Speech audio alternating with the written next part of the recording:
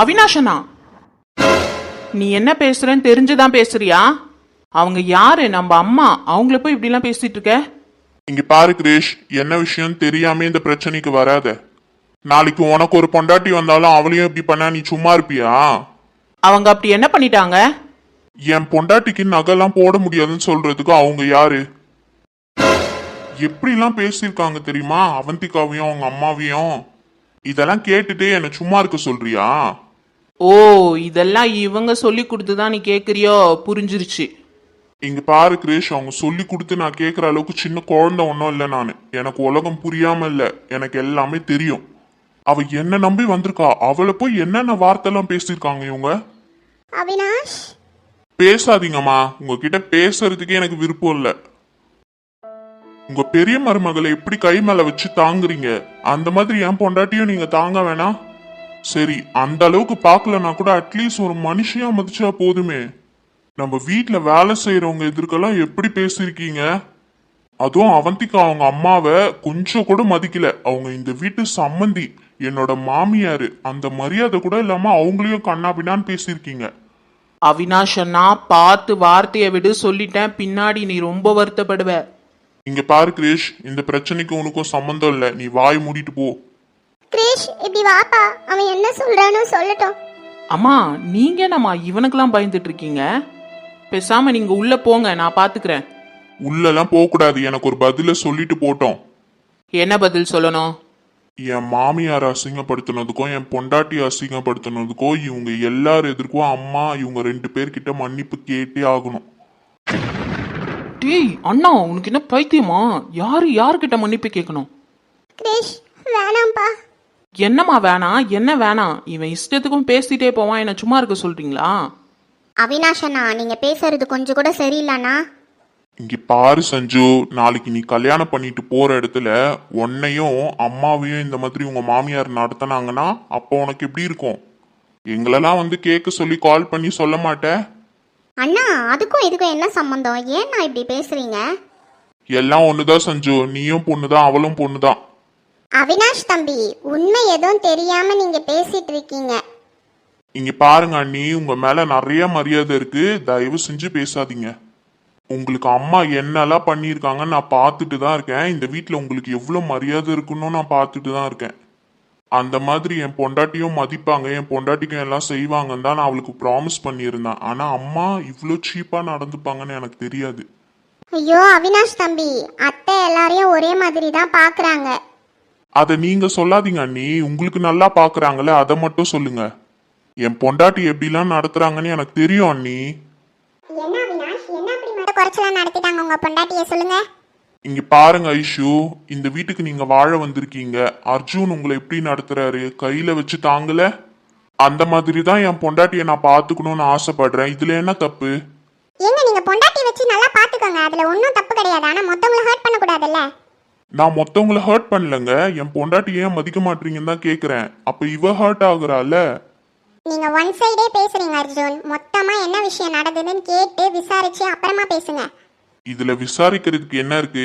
எங்க அம்மா இவளை எப்படி நடத்துறாங்கன்றத நானே தெரிஞ்சுக்கிட்டேன். தயவு செஞ்சு இந்த விஷயத்துல யாரும் தலையிடாதீங்க. இங்க பாருங்கம்மா, உங்களுக்கு ஒன்னே ஒண்ணு மட்டும் சொல்றேன், நல்லா புரிஞ்சுக்கோங்க. இந்த ரிசப்ஷன் முழு செலவு நான் மட்டும்தான் பண்ண போறேன், நீங்க யாரும் பண்ண வேணாம். நான் சம்பாதிக்கிறேன், இந்த சொத்துல எனக்கும் உரிமை இருக்கு. அதனால என் பொண்டாட்டிக்கு நானே செஞ்சுக்கிறேன். அதே மாதிரி என் பொண்டாட்டிக்கு 4000 5000 ட்ரெஸ் இல்லை, 40,000 50,000 ஏன் 70,000 80,000 எடுத்தாலும் இந்த வீட்டில் யாரும் என்ன கேட்கக்கூடாது. இன்னொன்னும் சொல்லிக்கிறேன், அவளுக்கு நான் இந்த ரிசப்ஷன்ல 101 சவரன் நகை போடுவேன். நீங்களாம் ஒன்றும் கொடுக்க வேணாம், என்னோட காசு இருக்கு, என்னோட சேவிங்ஸ் இருக்கு, அதுல நான் அவளுக்கு செஞ்சுக்கிறேன். ஆனா நீங்க யாரும் தள்ளிடக்கூடாது. இந்த ரிசப்ஷன் எங்க ஆசைப்படி தான் நடக்கும், முக்கியமா என் பொண்டாட்டி ஆசைப்படி தான் நடக்கும். எல்லாருக்கும் புரிஞ்சிருக்கும்னு நினைக்கிறேன். அம்மா இங்க பாருங்க, இதுதான் உங்களுக்கு ஃபர்ஸ்ட் அண்ட் லாஸ்ட் வார்னிங். இதுக்கப்புறம் என் பொண்டாட்டியோ என் மாமியாரையோ ஏதாவது சொன்னீங்கன்னு நான் கேள்விப்பட்டேன், அவ்வளவுதான். என்னடா பண்ணுவ? என்ன பண்ணுவ? வேணாம் கிரேஷ், வேற மாதிரி அவினாஷை நீ பாப்ப, சொல்லிட்டேன். நானும் பார்த்துட்டு இருக்கேன், என்ன நீ தேவையில்லாம பேசுற? கிரேஷ் வேணாம்பா. ரொம்ப பேசாத தம்பி, நாளைக்கு உனக்கும் இந்த நிலைமை வரலாம். நான் உன்ன மாதிரி யார் எது சொன்னாலும் நம்ப மாட்டேன்டா. ஃபர்ஸ்ட் அம்மா அப்படிலாம் பண்ண மாட்டாங்க, அது தெரிஞ்சுக்கோ. நான் தான் சொல்றேன்ல, நாளைக்கே இந்த நிலைமை உனக்கு வரலான்னு. அப்ப தெரியும் யார் பேசுவாங்க பேச மாட்டாங்கன்னு. புரிஞ்சுப்படா, ஒரு நாள் நீயும் புரிஞ்சுப்ப யார் யார் எப்படின்னு. அதே தான் நானும் உனக்கு சொல்றேன். ஒரு நாள் இல்ல ஒரு நாள் நீ எல்லாத்தையும் புரிஞ்சுப்ப. கண்டிப்பா அப்ப ஃபீல் பண்ணுவடா. பார்க்கலாம் ஃபீல் பண்றது நீயா இல்ல நானான்னு. பார்க்கலாம். நான் சொன்னதை எல்லாரும் ஞாபகம் வச்சுக்கோங்க. ஏய் சி போடா. ஏமாமா அப்படிலாம் பேசுறீங்க? இப்ப பாருங்க, என்னதான் தப்பா நினைப்பாங்க? நான் தான் சொல்லி கொடுத்த மாதிரி நினைப்பாங்க. அது உண்மைதானே? இங்க பாரு அவந்திகா, யாரும் உன்னை எதுவும் சொல்ல மாட்டாங்க. அப்படி யாராவது ஏதாவது சொன்னா ஃபர்ஸ்ட் என்கிட்ட சொல்லு. இந்த வீட்ல தொடர்ந்து உன்னை இப்படியே பண்ணிட்டு இருந்தாங்கன்னு வச்சுக்கோ, நான் தனி கொடுத்துன போக கூட தயங்க மாட்டேன். வா போலாம். ச்சே, இவன்லாம் ஒரு மனுஷன். அந்த நாய் பேசிட்டு போனதை நினச்சி நீங்க ஏமா வருத்தப்படுறீங்க? போங்க உள்ள போங்க. அண்ணி, சஞ்சனா, ஐஷோக்கா, அம்மாவை கூப்பிட்டு போங்க. அத்தை வாங்க அத்தை போலாம். அம்மா வாங்க போலாம். ச்சே, இவளை போய் திருந்திடான்னு நம்பி அவினாஷ்க்கு கல்யாணம் பண்ணி வச்சு அவன் வாழ்க்கையே போச்சே. அவ பேச்சை கேட்டு இந்த நாய் அம்மாவை எப்படிலாம் பேசுறான்.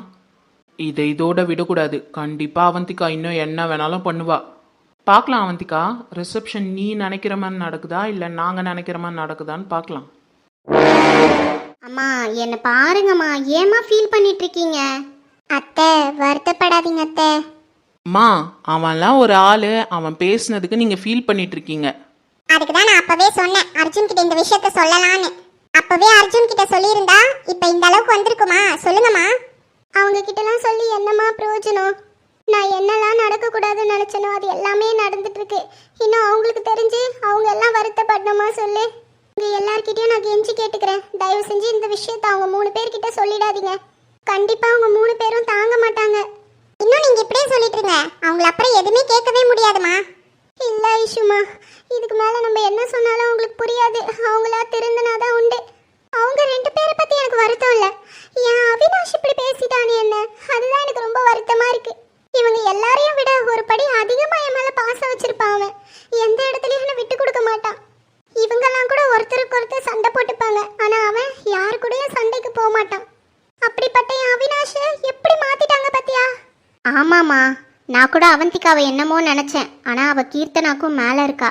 ஆமா அத்தை, நான் கூட அவந்திகாவை ஏதோ லேசா நினைச்சிட்டேன், ஆனா அவ இப்படி இருப்பா நான் யோசிச்சு கூட பார்க்கல. எல்லாரும் அவந்திகா அவந்திகான்னு அவளே சொல்லிட்டு இருக்கீங்களே, அவ சொல்லி கொடுத்தா இவனுக்கு எங்க போச்சு அறிவு? கீர்த்தனா விஷயத்துல கீர்த்தனா பேசினதெல்லாம் தப்புன்னு இவன் புரிஞ்சுக்கிட்டான்ல, இவகிட்ட ஏன் தப்புன்னு புரிய மாட்டேங்குது அவனுக்கு? அந்த அளவுக்கு அவ மாத்தி வச்சிருக்கான்னா? அதெல்லாம் ஒன்றும் இல்லை சஞ்சு, இவன் ரொம்ப பாசம் வச்சிருக்கான் அவந்திகா மேல, அது மட்டும் எனக்கு நல்லா புரியுது. எனக்கு என்னவோ அவந்திகாவோட கல்யாணம் நின்னது இவங்க பிளான் பண்ணி பண்ணதோன்னு தோணுது. எனக்கும் அந்த டவுட் ரொம்ப நாளா இருக்குதான். என்ன நான் சொல்றேன்? ஆமா சஞ்சு, நல்லா யோசிச்சு பாரு. இவ்வளோ பிரச்சனை நடக்கிறப்போ அவந்திகா அழுதுட்டே தான் இருந்தா, எதுவுமே பேசல. அவங்க அம்மாவோட ரியாக்ஷன் பத்தியா? ரொம்ப நார்மலாக இருந்தது. அது மட்டும் இல்லை, கல்யாணத்தன்னைக்கு ஒரு பொண்ணோட கல்யாணம் நின்னா அப்பா அம்மாவுக்கு எவ்வளோ ஷாக்காக இருக்கும். அந்த சுச்சுவேஷன்லேருந்து வெளியே வர்றதுக்கே ரொம்ப நாள் ஆகும். அதே மேடையில் இன்னொருத்தங்க கூட கல்யாணம் அப்படின்னா அவங்களோட ரியாக்ஷன் எப்படி இருக்கும்? ஆனால் அவங்க 2 பேர் பற்றியா மேடையில் வந்து நிற்கும் போது எவ்வளோ சந்தோஷமாக இருந்தாங்க. இதை ரொம்ப நாள் எதிர்பார்த்து பண்ண மாதிரி எனக்கு தோணுது. என்ன நான் சொல்கிறேன்? ஆமாம் சஞ்சு, உண்மையாக தான் சொல்கிறேன். இது ஏதோ பிளான் பண்ணி பண்ண மாதிரி தான் எனக்கு தோணுது. ஆனால் என்னை பொறுத்த வரைக்கும் அவந்திகாவுக்கு ஹெல்ப் பண்ணது கீர்த்தனா தான். அவ எப்படி அவினாஷனாவை விட்டு கொடுத்துருப்பா? அதுதான் எனக்கு ஒன்றும் புரியல. ஆனா கார்த்திகோட வீட்ல தெளிவா சொன்னாங்களே, எல்லாமே அபசகுணமா நடக்குது, அதனால இந்த பொண்ணு வேணான்னு சொல்லிட்டா. அங்கதான் எனக்கு பெரிய டவுட்டே வந்தது. அந்த டைம்ல நான் எதுவும் பேசக்கூடாதுன்னு சும்மா இருந்துட்டேன். சரி, அந்த மாதிரியே பார்த்தாலும் அவங்க என்ன சொன்னாங்க? பத்திரிக்கை எரிஞ்சு போச்சுன்னு சொன்னாங்க, முகூர்த்த துணி எரிஞ்சு போச்சுன்னு சொன்னாங்க, நல்ல வேளை சாமி எங்களுக்கு காமிச்சு கொடுத்துச்சுன்னு சொன்னாங்க. ஏன் இது சாமியா இல்லாம ஆசாமியா இருக்கக்கூடாது? அதுதான் எனக்கு டவுட்டு. அங்கிருந்து தான் ஒரு விஷயம் எனக்கு மனசுக்குள்ள ஓடிட்டே இருக்கு. இது யாரோ வேணும்னே பண்ணியிருக்காங்க இந்த கல்யாணத்தை நிறுத்தத்துக்காகன்னு. பழசெல்லாம் விட்டுருங்கப்பா, இப்ப எதுக்கு அதெல்லாம் பேசிட்டு இருக்கீங்க? நடக்க போற கதையை பாருங்க. இனிமே அவந்திகா கிட்ட யாரும் அந்த மாதிரி எல்லாம் பேசாதீங்க, அப்புறம் உங்களையும் ஏதாவது சொல்லிட போறான்.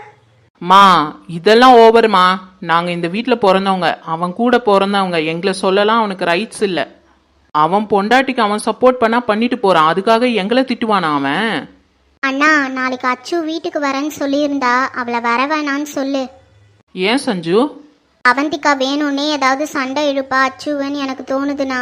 அப்புறம் அவினாஷ் அண்ணா தேவையில்லாம அச்சு ஏதாவது பேசிட்டாருன்னா அவ கஷ்டப்படுவாள், அதுக்கு தான் சொல்றேன். அதெல்லாம் ஏதோ சொல்ல மாட்டான், நான் பாத்துக்கிறேன். அவன் எப்படி அச்சுவை சொல்லுவான்? சஞ்சனா சொல்றது உண்மைதான்ப்பா. கொஞ்ச நாளைக்கு அச்சு இங்க வர வேணாம்னு சொல்லு. அவளை பார்க்கணும்னு தோணுச்சுன்னா நீங்க எல்லாம் போய் பார்த்துட்டு வாங்க. அவ இங்க வர வேணாம்ப்பா. அவன் இப்போ பொண்டாட்டி பேச்சை கேட்கறவனா மாறிட்டான். அந்த பொண்ணு ஏதாவது சொல்லிட்டானா நம்ம எல்லாருக்குமே மனசு கஷ்டமா இருக்கும்ப்பா. அவ இன்னும் நம்ம வீட்டுக்கு கூட வரல. அப்புறம் நம்ம வீட்டை பத்தி என்ன நினைப்பா அவ? சரிம்மா விடுங்க, நீங்க ஃபீல் பண்ணாதீங்க, நான் அச்சு கால் பண்ணி சொல்றேன். நீங்க படுத்து ரெஸ்ட் எடுங்க, நாங்க போறோம். சஞ்சு வா போலாம்.